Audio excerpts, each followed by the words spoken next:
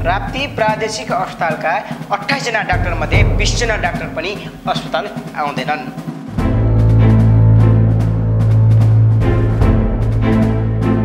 जनताको स्वास्थ्य उपचारका लागि अस्पताल खोलिएको छ, तर डाक्टरलाई तलब दिएर राखेको छ। यिनै अस्पतालहरूमा जनताले स्वास्थ्य उपचार पाउन अचम्म कठिनाई भइरहेको छ। यस्तै एउटा अस्पताल हो तुलसीपुर स्थित राप्ती प्रादेशिक अस्पताल।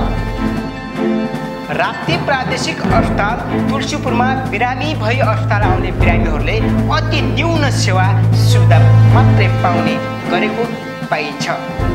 डाक्टरहरू समयमा अस्पताल नआउने, निजी क्लिनिकमा बस्ने गरेको बारे जनगुनासो आएपछि राप्ती पहिचान.com ले 2079 जेठ 9 गतेदेखि सो सम्बन्धमा के भएको हो भन्ने बारे अनुसन्धान गर्न गुप्त सूचना सङ्कलन अभियान सञ्चालन गरेको थियो।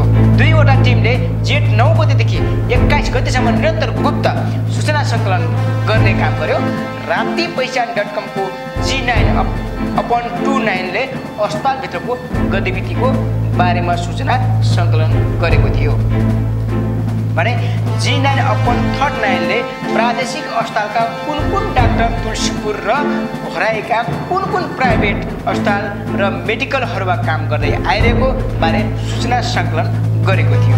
जस अन्तर्गत G9/29 ले राप्ती प्रादेशिक अस्पतालमा कार्यरत 28 जना डाक्टरहरूमध्ये प्रत्येक दिन 18 देखि 20 जना डाक्टरहरू ड्युटी नआउने गरेको, अस्पतालमा प्रतिदिन 8 देखि 10 जना डाक्टरहरू मात्र आउने गरेको तथ्य फेला परेको सूचना सङ्कलन गरेको थियो भने गुप्त सूचना सङ्कलन भने गुप्त सूचना सङ्कलन टोली G9 ले गरेको थियो।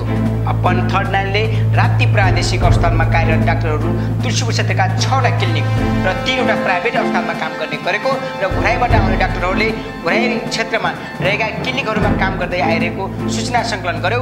प्राप्त सूचना अनुसार नेपाल सरकारले जनतालाई स्वास्थ्य सेवा दिनका लागि सरकारी पैसाबाट डाक्टरी पढाएको राप्ती प्रादेशिक अस्पतालका कार्यरत 13 जना डाक्टरहरू पनि अस्पतालभन्दा बढी समय निजी क्लिनिकमा बस्दै आएको प्रमाण फेला पर्यो।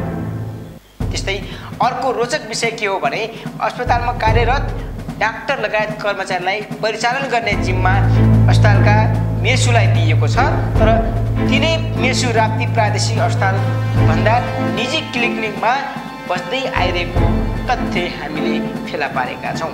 स्वास्थ्य क्षेत्रमा PhD गरिसकेका दक्ष नागरिकको नाम सार्वजनिक गरिदिँदा उहाँहरूलाई अप्ठ्यारो महसुस होला भनेर एकपटकका लागि डाक्टरहरूकै अनुरोधमा सुत्रिने अवसर दिँदै डाक्टरको नाममा यो पटक हामीले सार्वजनिक गरेनौँ, तर अस्पतालभित्र नागरिकले सेवा नपाए राप्ती पहिचान.com ले 1 महिनाभित्र सबै प्रमाण सार्वजनिक गर्नेछ। राप्ती पहिचान.com का सम्पादक प्रेम बहादुर गुरुङले समाचार डेस्कलाई बताए। यो विषयमा राप्ती पहिचान.com का सञ्चालक यज्ञ बहादुर बुढामगरले राप्ती प्रादेशिक अस्पतालभित्रको आँखादेखि अथवा छायाङ्कन गरेर राप्ती पहिचान.com नामक फेसबुक पेजमा प्रसारण गरिसकेको कुरा गुरुङले बताए।